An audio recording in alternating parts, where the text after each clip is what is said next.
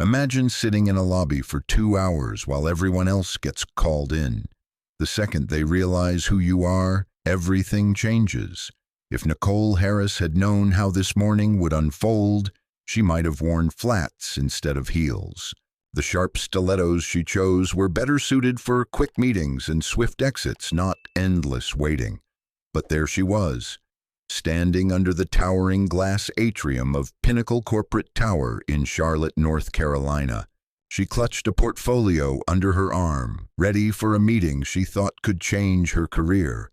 She'd prepared for weeks, mock interviews, deep research, endless notes. Nicole had anticipated every question Nathan Brooks, the regional manager, might throw her way.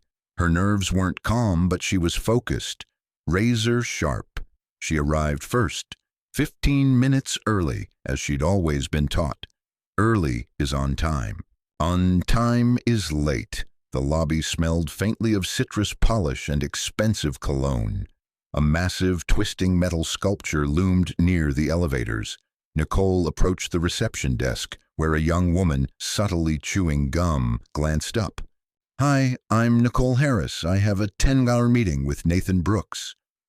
The receptionist tapped her manicured nails on the keyboard, then picked up the phone. After a brief whisper, she nodded at Nicole. "Mr. Brooks says he'll be right with you. Please have a seat."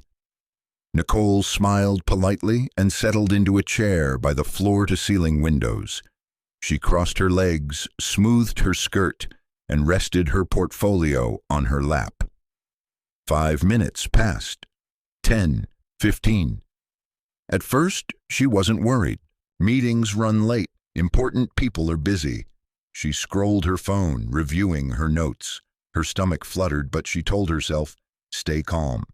Stay professional. You're here because you deserve to be." Half an hour ticked by. Nicole stood, smoothed her blazer, and returned to the desk. "Excuse me," she said warmly. "Just checking if Mr. Brooks is still available." The receptionist, barely moving from her spot, gave a tight smile that felt more like a period than an answer. "He's wrapping up a call. He said he'll be right with you." Nicole thanked her and sat back down, sitting a bit straighter. The air felt heavier. Was she being impatient? Was this normal here? She watched 2 men in suits walk in, chuckling about a golf game. The receptionist jumped up, offered them coffee, and ushered them through the doors without hesitation. Nicole blinked. Maybe they had appointments too. Maybe not. She didn't want to assume. Still, a knot tightened in her chest. Not anger, not yet, but a deep, stubborn sense that something was off. She pushed it down. "Don't make a scene. Don't be that woman." She checked her phone. 10:58 a.m., nearly an hour gone. She adjusted her blazer again, fingers fidgeting with the seams, her professional armor fraying slightly at the edges. Nicole had no idea this was just the start of her longest morning. By 11:15, Nicole's back ached from the stiff lobby chair. She shifted her weight, hiding the strain. Even in discomfort, she kept her face composed, shoulders relaxed. If anyone was watching, and she was starting to think no one was, they'd see a woman in complete control. Or so she told herself. From her seat, she had a clear view of the reception desk. She watched 2 more visitors arrive, both white men in crisp button-downs and khakis. They were greeted with handshakes, small talk, offered drinks, and escorted back with a casual respect that needed no explanation. Nicole's gaze lingered a moment before she blinked and refocused. Maybe they have standing meetings, she thought. Maybe they're just more important. But the thought sat like a stone in her gut. She gripped her portfolio tighter, each minute stretching longer than the last. The receptionist didn't glance her way again.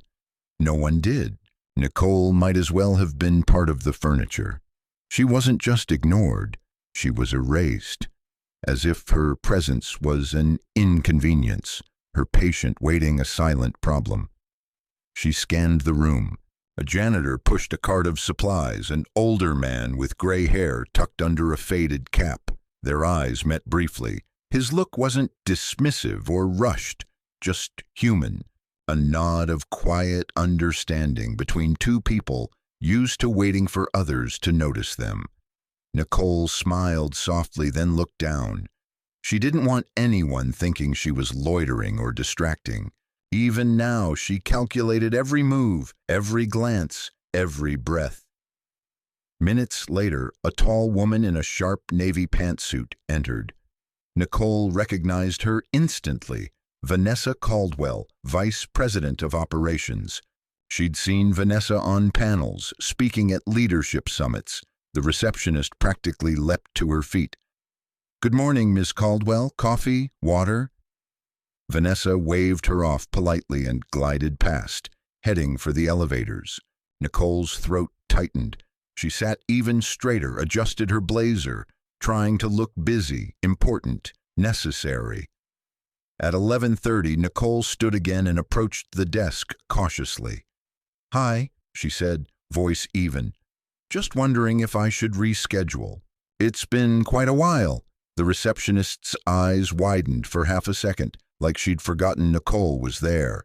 "Oh, Mr. Brooks is just finishing a call. He should be right with you." Same line, same tight smile, same nothing. Nicole swallowed hard, tasting shame she hadn't asked for, shame she shouldn't have to carry. She nodded, more to herself than the woman, and sat back down. This time, crossing her legs, she felt a heat behind her eyes, a slow, quiet burn buried under her polished exterior. She wouldn't cry, she wouldn't squirm, she wouldn't give anyone the satisfaction of seeing her unravel. The lobby clock ticked, and she heard it. But time wasn't the only thing moving. Something inside Nicole shifted too, and it didn't shift back. By 11:58 a.m., Nicole stared at her phone, willing the digits to slow down. 2 full hours, and no one had offered a real update. The lobby hummed softly with footsteps, printer whirs, and hushed conversations filtering through glass walls. Life buzzed around her, but Nicole sat in the middle of it, invisible, like a shadow no one cared to acknowledge. She scanned the room again. The receptionist giggled quietly with a delivery guy dropping off lunch orders.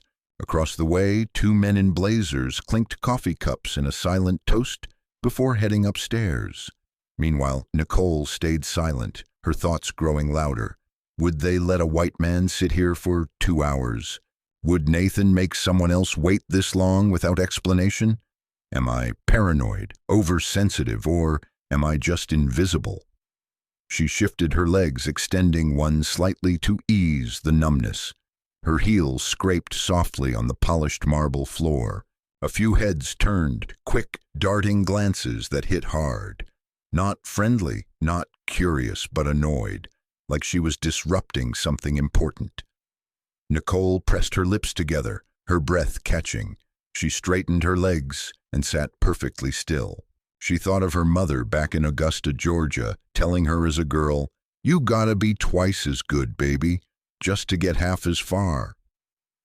At the time, Nicole thought it was just something older folks said, but now, sitting in this grand, gleaming lobby, those words weighed heavier than ever. She opened her portfolio again, pretending to review her notes, but she'd memorized them already. She wasn't reading. She was hiding the shame, anger, and exhaustion building inside her. Suddenly she caught movement from the corner of her eye. Nathan Brooks. There he was, stepping out from the glass doors behind the reception desk. Tall, wiry, with a graying goatee and a crisp white shirt. He chatted casually with another manager, laughing about something, a tablet tucked under his arm. Nicole sat taller, willing herself to be seen. Nathan's gaze swept the lobby. It passed over her like she was a chair, a table, something incidental.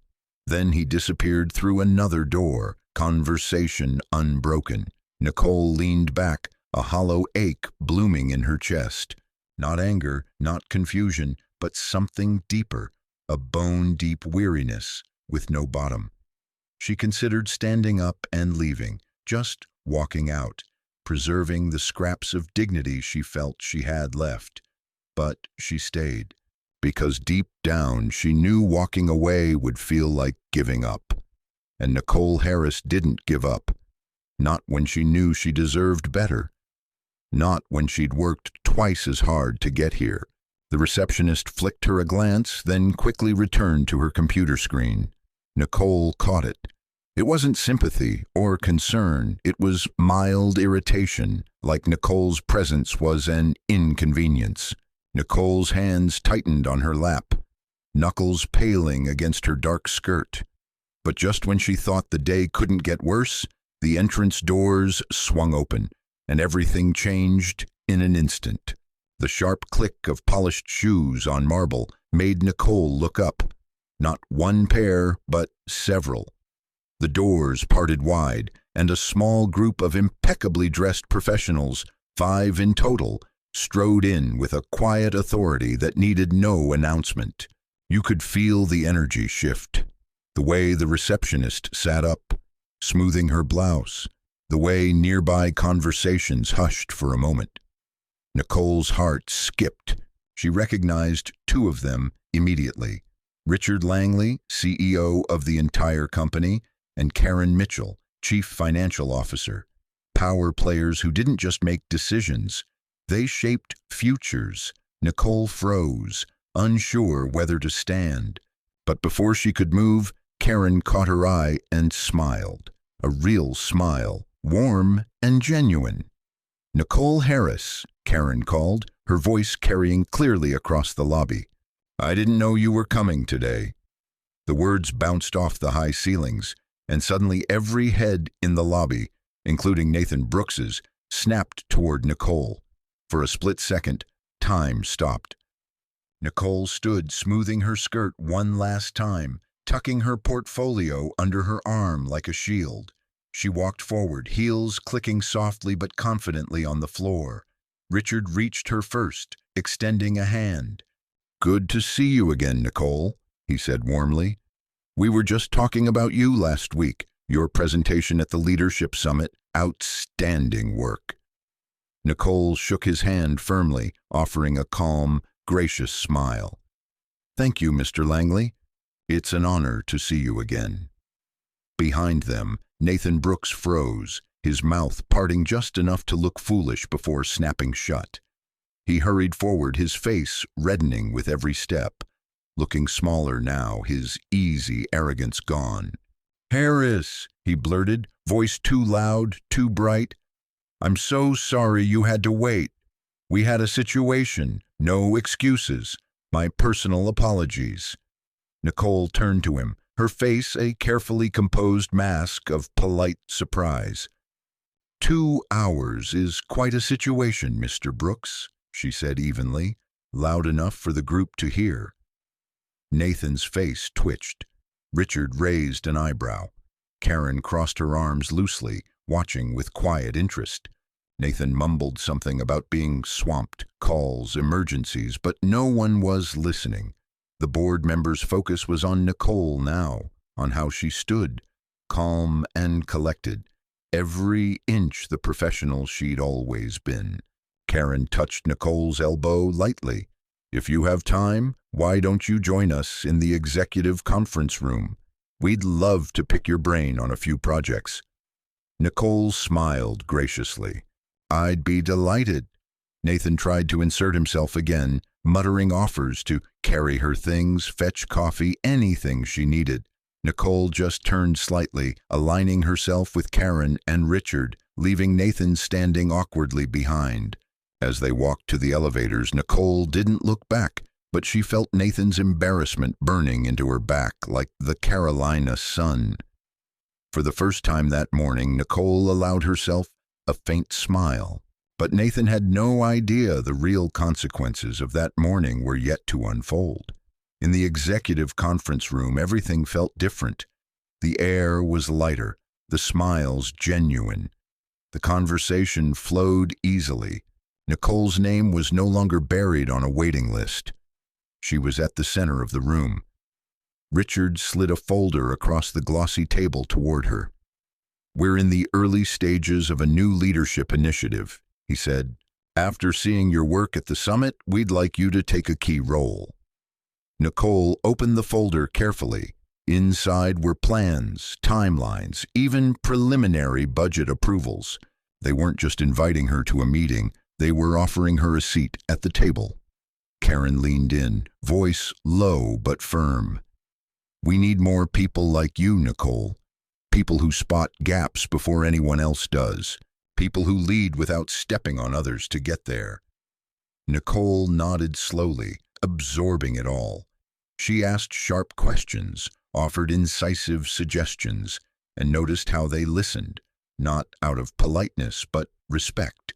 Across the room, through the glass, Nathan Brooks lingered awkwardly near his office, glancing at the conference room, probably wondering how the woman he'd left waiting was now being courted by the company's most powerful players. Nicole caught his eye and held it.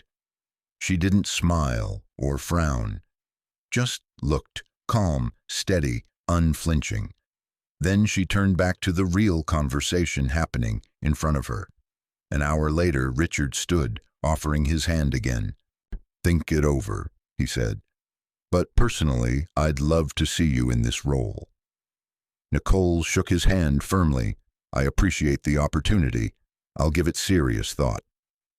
As she gathered her things, Karen walked her to the door. "By the way," Karen said casually, like commenting on the weather, "if you ever have issues with how you're treated here, come straight to me. No middlemen." Nicole smiled, a real soft, knowing smile. "Thank you, Karen. I'll keep that in mind." The doors closed behind her, leaving Nathan alone in the hallway, pretending to shuffle papers he wasn't reading. But Nicole didn't yet know this moment would ripple far beyond one meeting. The following week, Nicole received a formal offer letter. The leadership initiative wasn't just a side project. It was a direct path to an executive regional role, a higher salary, real influence, a chance to build something lasting. She accepted, not for validation, not for revenge, but because she'd earned it. Every late night, every ignored email, every silent slight she'd endured over the years had led to this. That same morning when Nicole's promotion was announced, Nathan Brooks was called into a closed-door meeting. Rumors spread fast. Whispers in break rooms, sidelong glances in elevators. No one said it aloud, but everyone knew. His cavalier arrogance had finally caught up. Too many complaints, too many missed meetings, too many women, especially women of color, left waiting in lobbies like forgotten packages. By Friday, Nathan's nameplate was gone from his office door. Nicole didn't celebrate or gloat. She just moved forward, step by step, like always. Her first major meeting as a leader was packed. Department heads, senior managers, new hires. Nicole stood at the head of the long conference table, her cream blouse and charcoal skirt a kind of armor. She opened her presentation's first slide and said, "Good ideas don't care where they come from, neither should we." The room leaned in. They listened. Because this wasn't just about one morning anymore. It was about changing how things were done. Nicole's rise wasn't about ego or vengeance. It was about a quiet promise she'd made herself, sitting in that lobby for 2 hours, unseen by anyone. "I won't let them define my worth. I won't shrink to fit a space I'm meant to lead." For every young woman coming after her, especially those who looked like her, Nicole made it her mission to ensure they wouldn't have to wait as long to be seen. Sometimes people don't see your value until others validate it. But that doesn't mean your value wasn't always there. Stay in the room. Be ready. Your moment will come. And when it does, walk into it unapologetically. If this story touched you even a little, don't let it pass by. Share it. Talk about it. Because sometimes one story changes everything.